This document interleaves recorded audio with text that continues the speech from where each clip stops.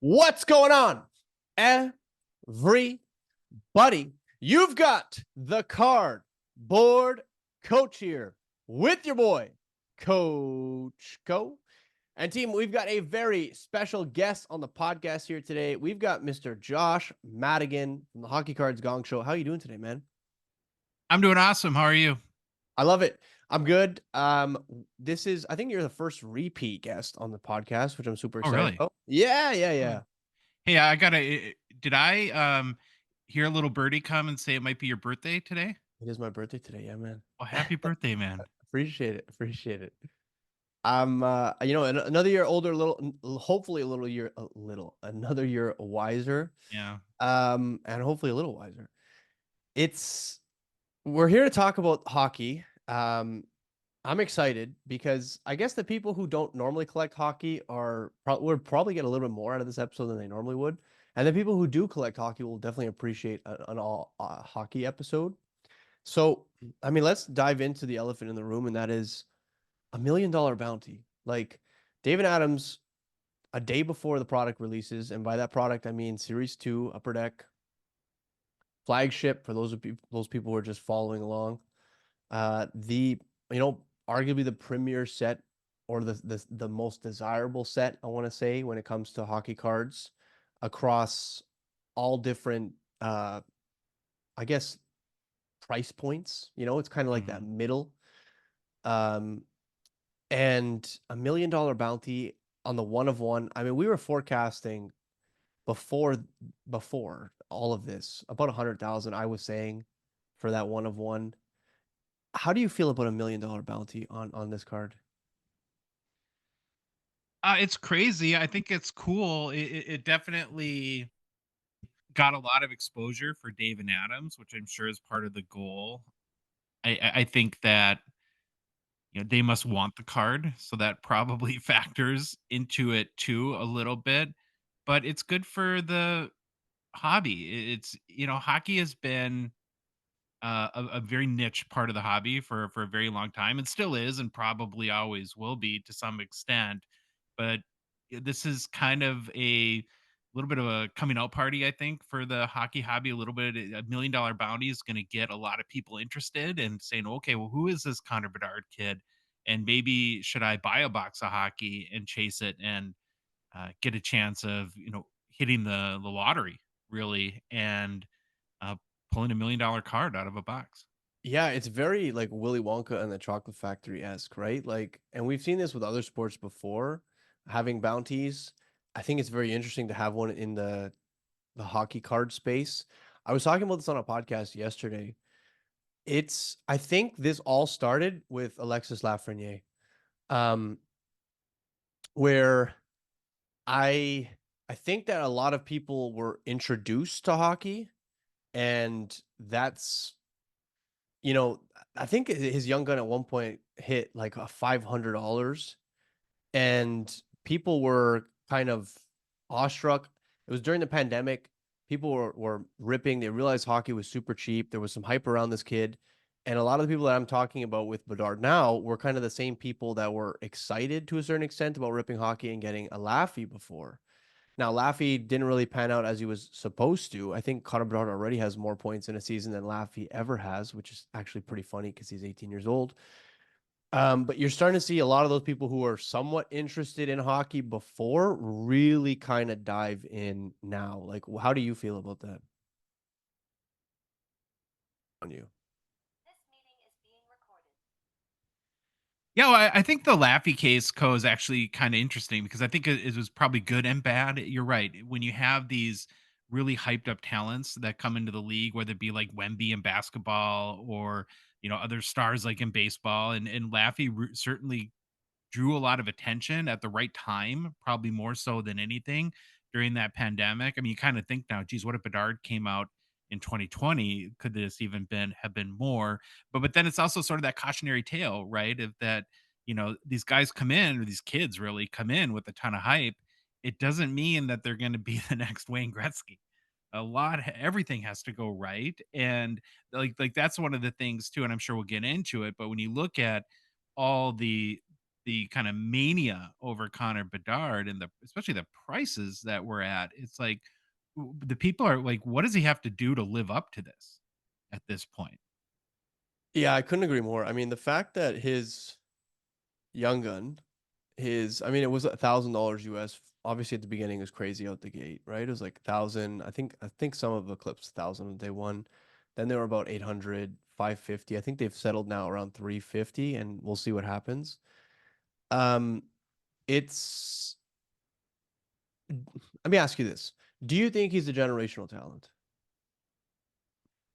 I Yeah, I mean, if you watch him play, it seems like he is. But again, though, there's so much that has to go right. He has to be healthy and stay healthy and avoid major injury.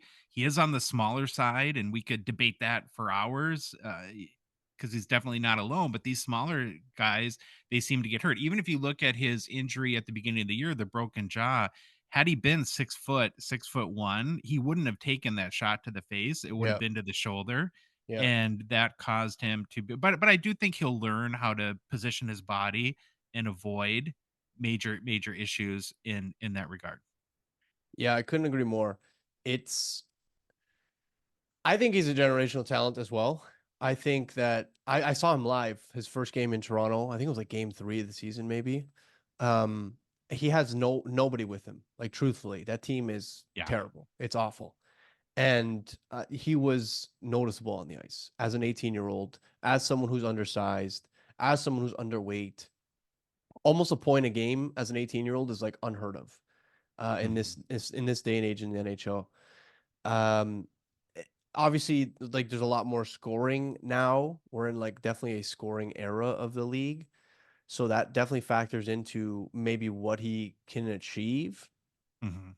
But to your point, like what does he have to do?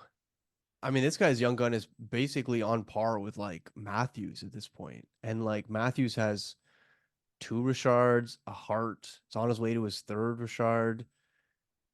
He's arguably in a bigger market. Like one of the things that makes me wonder is does this card with the people who are putting the amount of money into this card, is that money going to be spread around after a few years when people realize that like again, what does he need to achieve, right?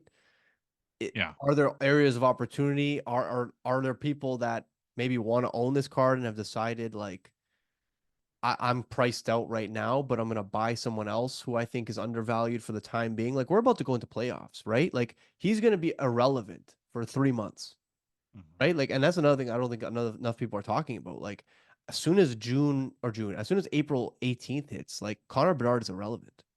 You know what I mean? So, and all of a sudden, the guys who are having massive playoff performances. I mean, we look to last season, like Matthew Kachuk's meteoric rise, and like Aiden Hill's meteoric rise, and that's the kind of runs that you can go on in the playoffs, and it's just not going to happen with Connor Bedard. So it's going to be very interesting to see what happens during off season. It's going to be very interesting to see where this market goes. Like, do you think some of that money gets transferred into other players, or do you think that people are strictly like the newcomers are strictly Bedard hunting?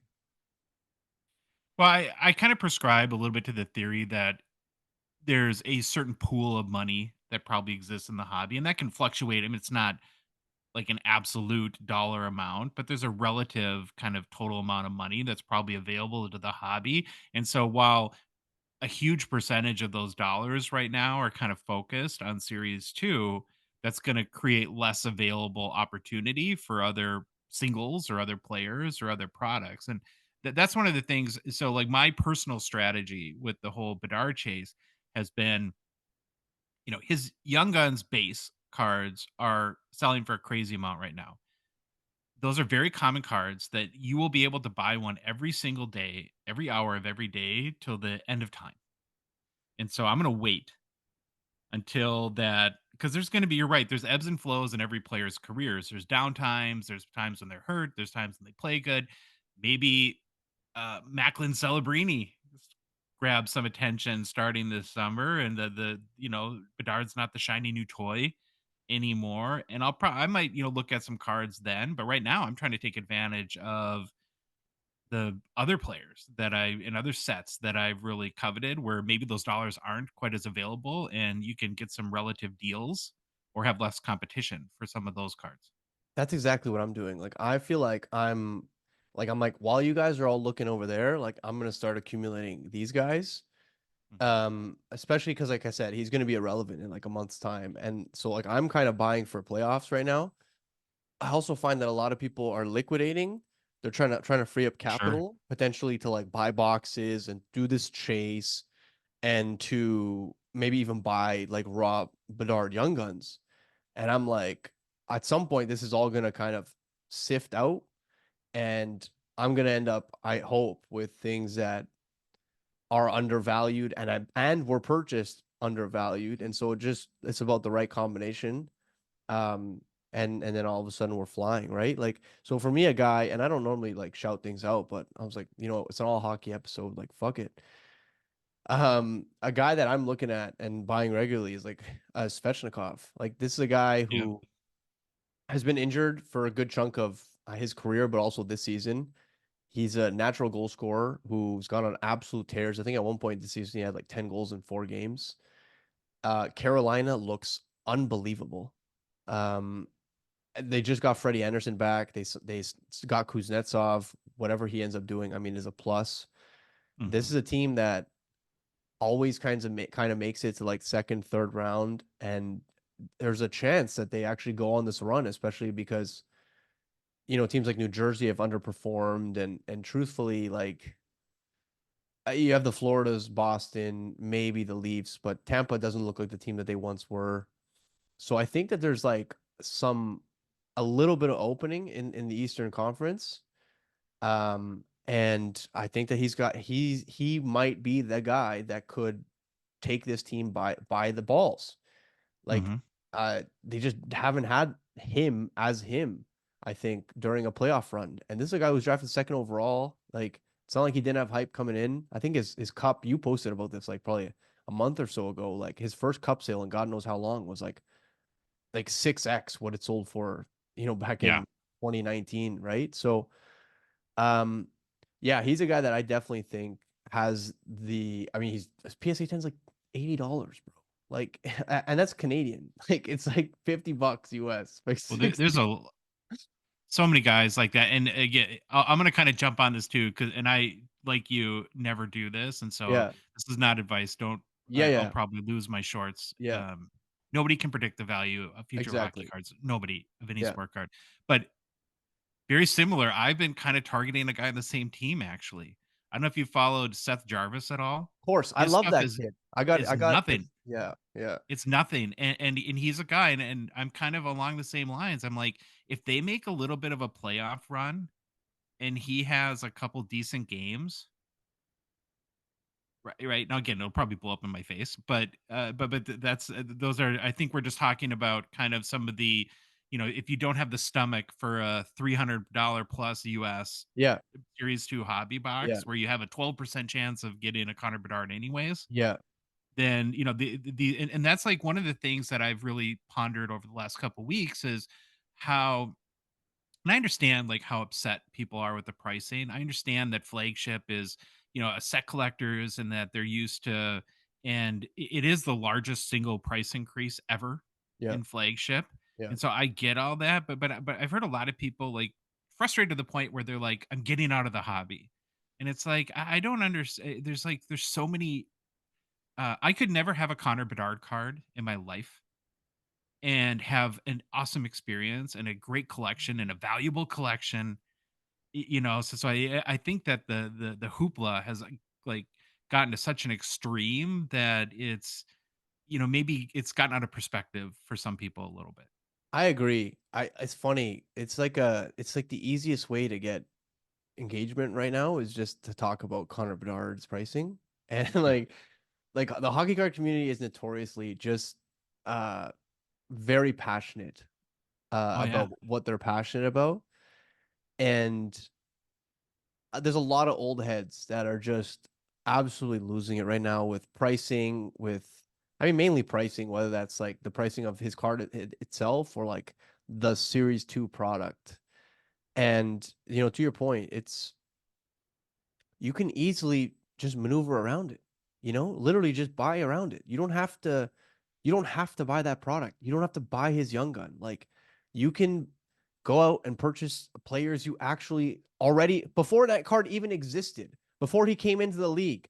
You probably collected to some extent either players or had a favorite set or whatever the case may be. And there's tons of areas of opportunity right now with all that other stuff, right? So the fact that you're kind of glomming onto this as your excuse to jump out of the hobby, it's almost like someone requesting time off at work, and the person's like, we can't accommodate that right now. There's too many people off, and they're like, well, I'm just gonna quit. And you're like, okay, but like you can take the day after that off, like you can. Yeah. They're like, no, it's just like people are so frustrated, I guess, for like underlying things that they're just putting it all onto this one scenario. But it really, I guess you just have to look yourself in the mirror and think to yourself, like, why am I in this hobby, right? Like, Yeah. if the reason you're in this hobby, and I think those people are the ones that are most upset, is like now all of a sudden their margins are getting screwed, and maybe there's like less easy opportunity for them, maybe, or what like the manner that they used to make money is kind of changing or whatever. Um, because I just don't know a ton of people who have been collecting for a while that are just furious about this. Yeah, yeah, it's and like you said, you don't have to participate. I'm not Me participating. I'm neither. out. I mean, Me at neither. this, it's like $85 uh, for a tin, I'm out, bro. Like, you know what I mean? Like, I'm not playing this game. Like, I'm not. there's just no way to get value out of that, and like, and see, I think too, this is where social media kind of works against us mentally a little bit too, because and I knew this was going to happen, and I don't, the FOMO thing is real. I have FOMO a little bit. I'm not impervious to it, and of course, you go on Instagram right now, and every post is, "Oh, I bought a blaster box for $12, and I've got 17 Connor Bedard Young Guns." And of course, people post that, but nobody posts. Again, 88% of people that buy a hobby box don't get one. Nobody goes on to Instagram and says, "Oh, I just spent." Well, we actually got a message from a guy who bought 8 hobby boxes. Didn't get a single Bedard or Leo Carlson Young Guns, 2,500 right? bucks, man. That's crazy. 2,500 bucks. Well, Yeah. what card could you buy for 2,500 bucks that you would love Any forever? any cup rookie almost. You know what I mean? Like, literally, like, Yeah, and to each their own, right? I'm yeah. not trying to say like how Yeah. people should or should not spend their money, but yeah, it's super exciting. It's amazing. It's put hockey at the top of the list for probably, well, I don't remember a time in the last couple of years where it's been had this much shine, and there's so many good things about it, but it's not the like kind of like you said, it's not the end all be all of the hobby. You can participate and be active and enjoy this hobby and never have one of his cards. It's okay. Yeah, and what I think the thing that I'm finding the most frustrating with Series 2 is like I'm okay with not buying his stuff, but like I'm trying to buy around him in Series 2, Sure. and it's the prices even for those cards they're like the box price is baked in, right? So Yeah. I'm like, I mean, I've said this a million times. Like, I'm big on black canvases. I think they're probably one of the best things that Upper Deck has done in recent memory. I'm a big photography guy. The canvas in general is usually like a go-to for me, just because of like the images are beautiful, and then like now that they have like a black and white silhouette, it really like it pulls heartstrings for me. And a lot of the Young Guns canvases that like I'm looking at they're just outside my price range for what I'm Sure. willing to pay for that player. Um, Again, like we're talking like a very niche set. But I'm like, man, I hope that these things come down because They if will. if you, I know, I think so too. But if you look at other sets, it's like doesn't make any sense. Like why a Devin Levi black canvas would be, I mean, almost the same price as like a Vasilevsky Young Gun is fucking wild to me. It's crazy to me, man. How did they not put his photo as the Jedi pose for the canvas? I know. It's so That might be the single biggest disappointment I have. I think the photography in general for series 2 in the last couple probably the last 3 or 4 releases has been off the charts. Upper Deck has done an amazing job. You can criticize them for a lot of things, yeah. but I think building this set, they did it's really hard to have many complaints about the set configuration, the designs, really anything around it. I think they did a bang up job there.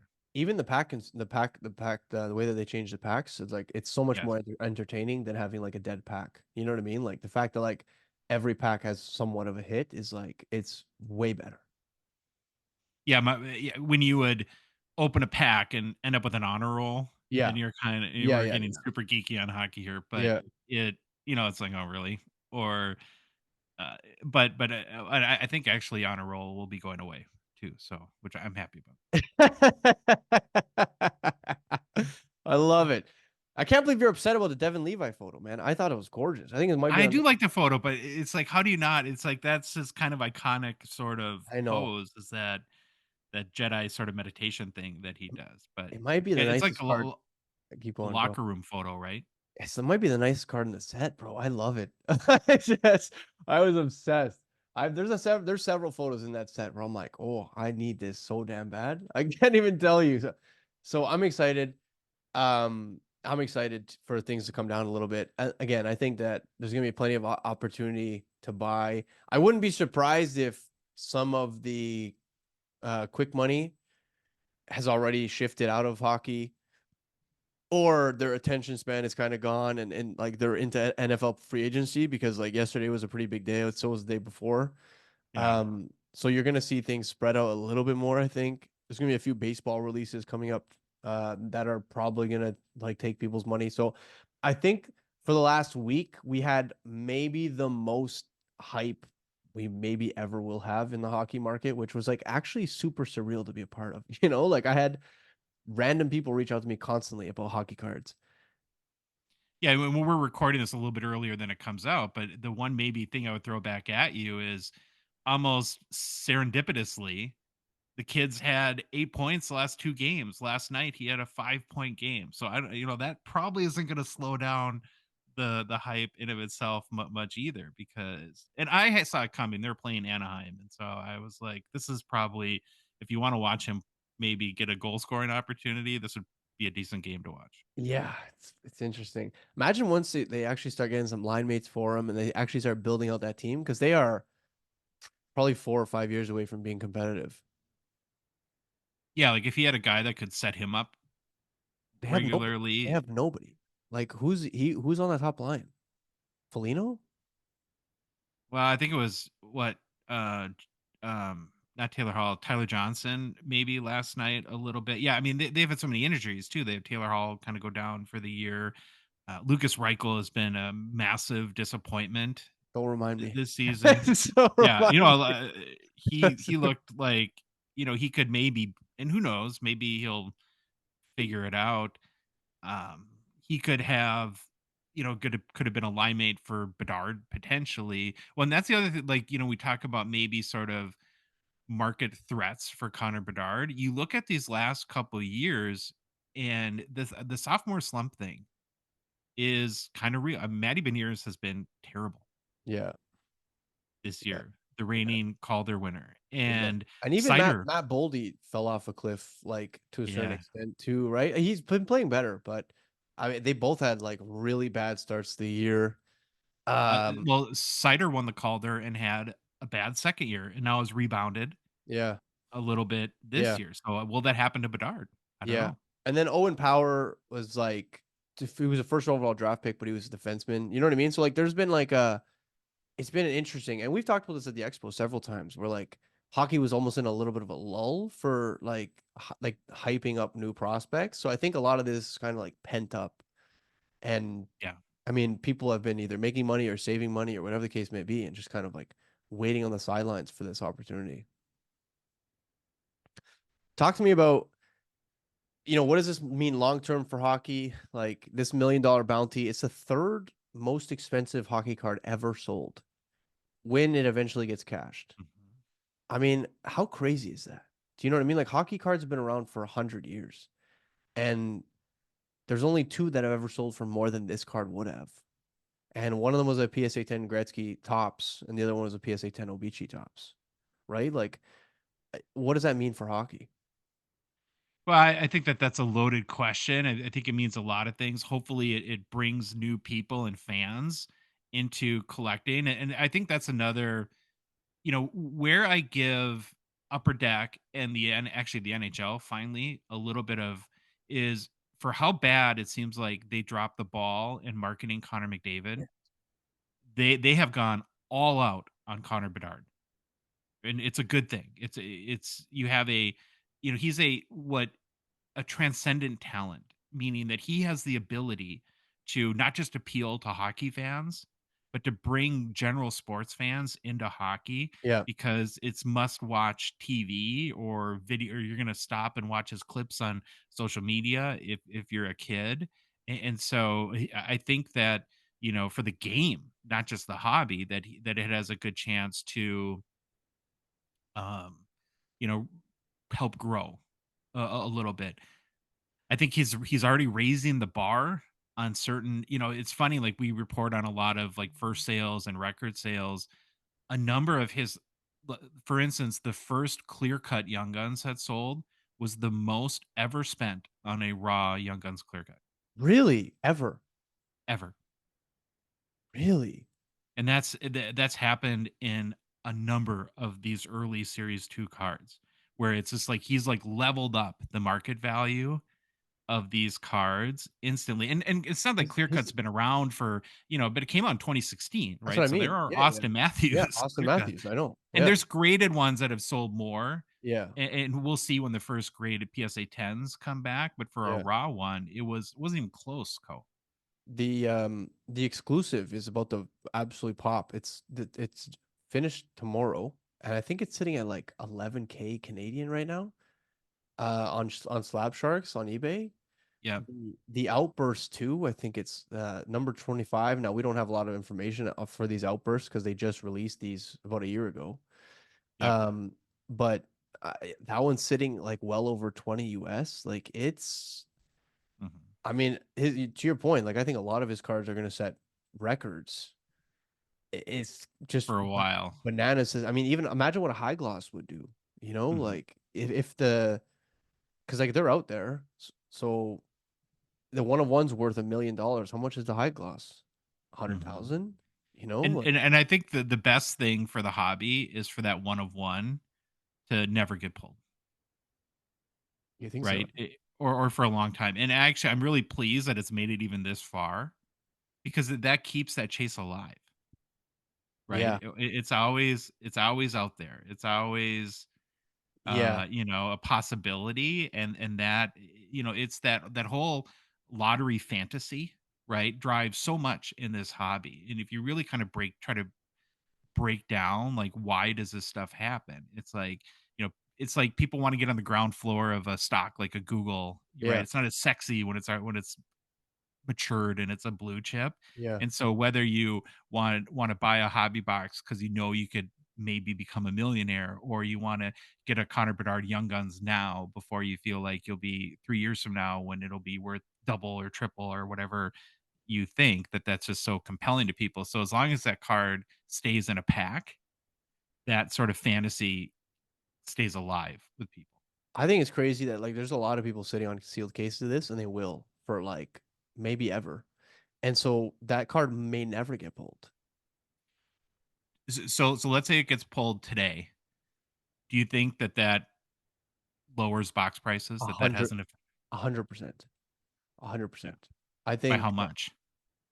you might even cut them in half, You honestly. think so? That's that big of it? Okay. Well, because like the young gun's not going to sustain itself at 350, I don't think, right? Like I don't think for what he's done so far, I don't know if a $350 young gun is justified. I think he's a great player. Um, Yeah. but like I just can't see it. So, and we're talking about base, right? Like that base. Especially with so many different parallel variations now, and I don't know what that means for things like outbursts and like deluxe and stuff of that nature, but I think a lot of the box price right now is the fact that you have you can win several ways, right? You can win the $1 million. You can win by pulling a Connor Bedard parallel, or you can win by pulling one of those Connor Bedard young guns. And buying getting one of those young guns basically means you've just like not maybe not broke even, but close, right? On one of those boxes. But if you eliminate that $1 million elephant, Mhm. I don't know how you can justify like a $350 box anymore, right? Like, Yeah, and then the other thing I think is that it raises the bar price wise. I mean, I can't imagine that 2024-25 flagship will be this much. As good as Macklin Celebrini might be, he doesn't have the hype or the no, grasp on the hobby that Connor Bedard has.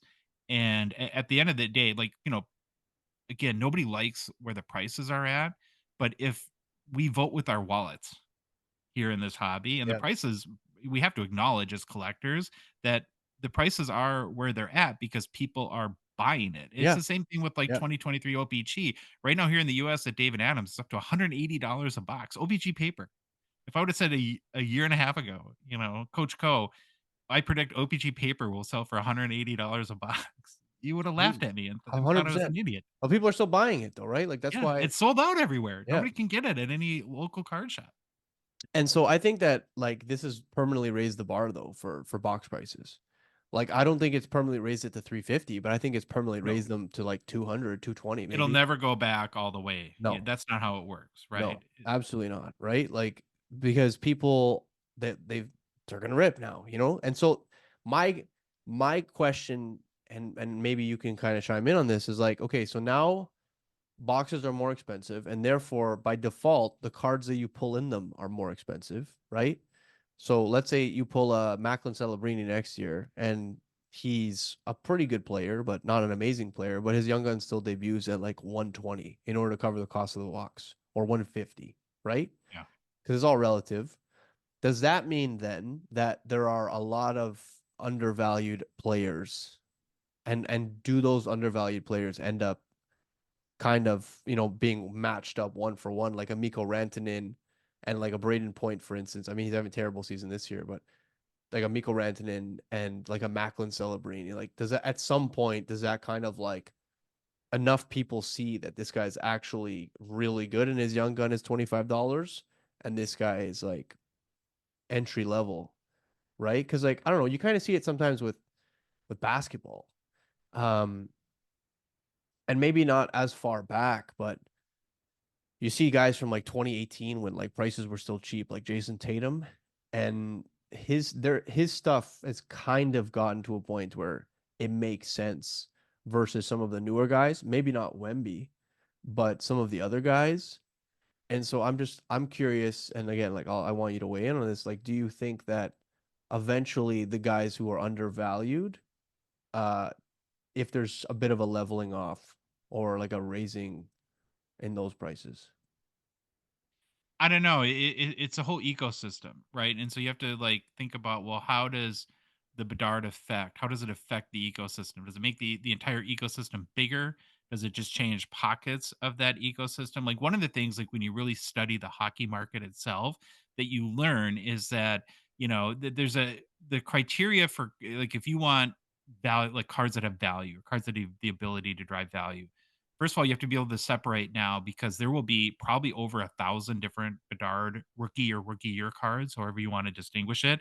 And so you have to really start to learn like what are the ones that long term will have that sort of prestige in the hobby. So whether it be a Young Guns or a Cup RPA or a Future Watch Auto or a Seismic Gold, these type of cards that people's eyes light up when they see versus will the synergy as much as cool as they might be or trilogy cards or some artifacts cards, will they everybody's going crazy about anything right now, will they go nuts? And then the other thing that I think you learn is that the hobby really values elite level goal scorers, right? And so and then guys that can that have personalities, right? A little bit. And so that's like, and it's a pretty small list. It's Crosby, McDavid, Ovechkin, Matthews, right? And maybe Bedard Yeah. now too. And then the last thing, which I think really gets to the heart of your question, is for whatever reason, the hobby seems to really support or chase or build a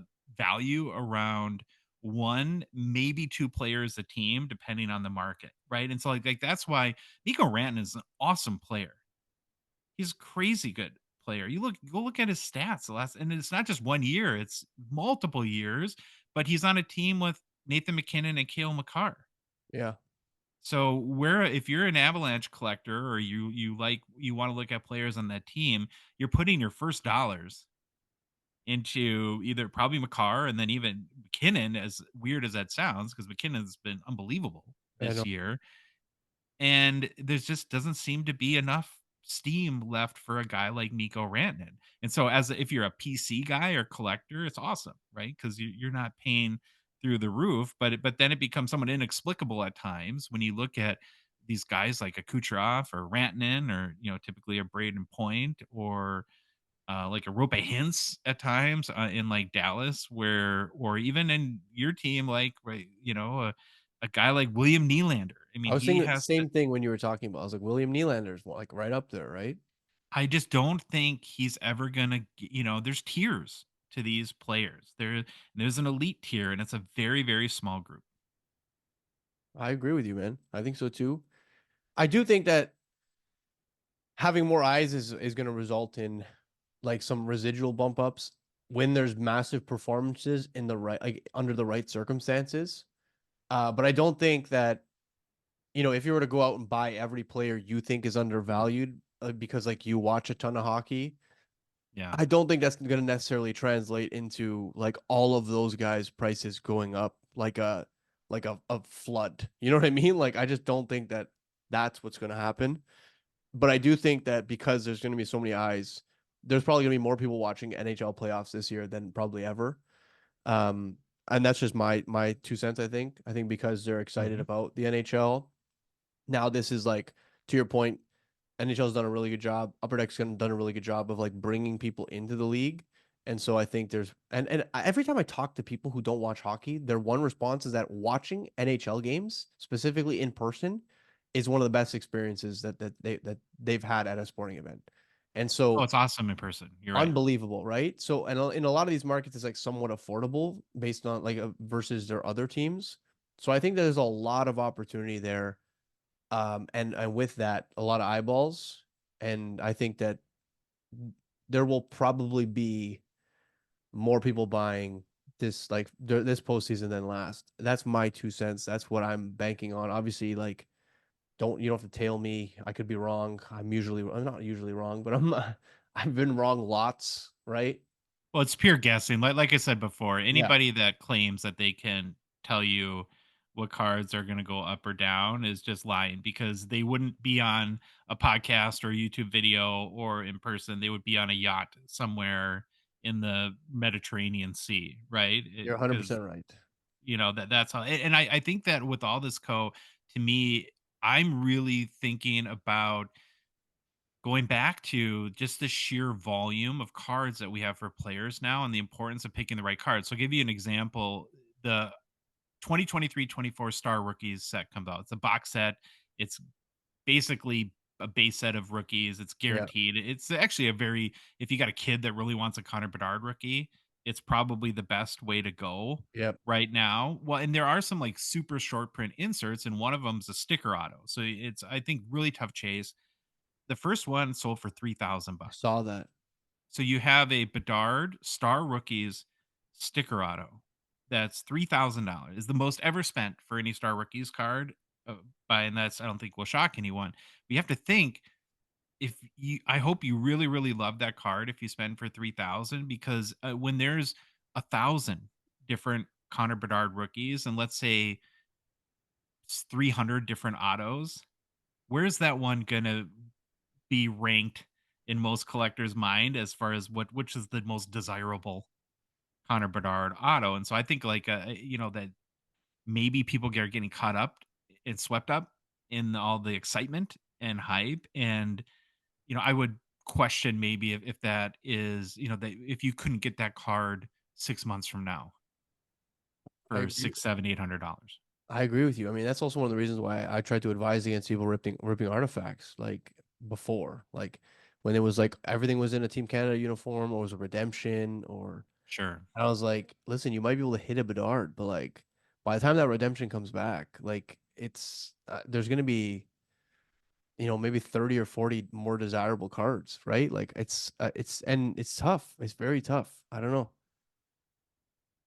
Ultimately you can't go wrong with collecting what you like though. So like if someone's buying what they truly like, go for Sure. it. I'm never going to tell people that, like how to spend their money. Could you potentially get that card for cheaper later on? Maybe, but there's something to be said about owning it first, or maybe being that person that set record sales. I mean, we don't.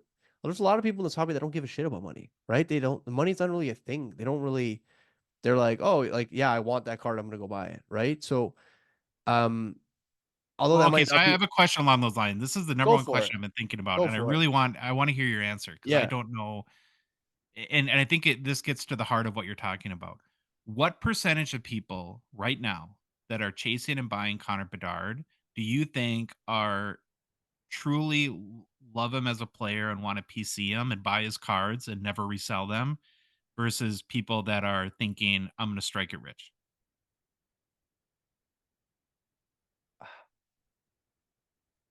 I think it might be well over 50% though. Like I think that there's a So lot of you think it's people that high that are Bedard PC guys? I think there's a lot of people that are just they're buying and holding. Like cuz I know a lot of people that did it with McDavid. I know so many people that did it with McDavid. And I think that of those people who did it with McDavid, I'm pretty sure the same ones are doing it with Bedard. And then you add the people who weren't there for the McDavid opportunity back in 2015. And then I think that adds a whole nother chunk of people. So I think, yeah, I'm gonna say 50%. I'm gonna say 50% of people are buying to just hold. Like, and they're gonna hold with their goddamn lives. Um, because that's kind of what hockey collectors do in like for the most part. Like there's people that acquire like every cup autograph they possibly Yeah. can. You know what I mean? Like hockey is full of hoarders. Like it's like they go off, man. And Well, especially that's when why they the go best cards rarely come up for auction. That's exactly it. Because like those guys, when they have the opportunity to acquire one, they buy, they hold, and they just keep buying. And so I think about how many Connor McDavid Young Guns exist. Like, I mean, there's like 25,000 between I think PSA 10s and BGS 95s. Like it's like actually a crazy high number. Yeah, Um, it's really high. and but like those things aren't the price hasn't dropped despite having so many of them out there. Even though like there's people with like probably 12 to 15 in their closet and they have no problem I'm holding sure. 12 to 15 of them, right? So I think that there's a lot of people who are just buying this card in bulk and maybe even just waiting for them to get graded and then they're just going to stockpile. Like it's just going to be all 10s and 95s, I think. Do you think there's a chance that the Bedard Young Gun becomes by the end of the year is the most graded card of all sports at PSA? I think because there's not as many of them as like a base rookie, maybe Prism. I don't think so. Like I think So you Prism think Wemby might I think Prism Wemby will probably take it, but I think he's gonna be there. He's gonna be close. I think it'll be probably top 3 to 5, which again is crazy for hockey. But like even if we look at like the Kaprizov, I think ended up in 2022 as one of the most graded cards. there's more Kaprizov PSA 10s than any other hockey card that exists. Yeah. You see what I mean? So like I think that that's there. I think that there's definitely the recipe is there, but I think that there might be 60,000 Connor Bedard Young Guns, if not more. I would guess like 100,000. You think 100,000 Young Guns?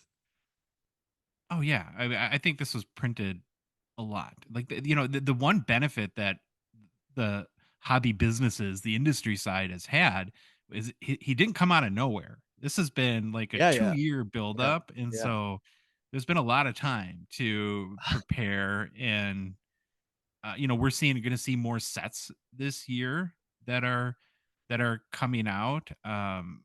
We have oh, God, it's slipping my mind, but then also like the certified EX, dealer yeah, EX EX is 2000. coming back, and I think there's 2 or 3 other sets Yeah, that are coming out. yeah. So I think they've prepared for it.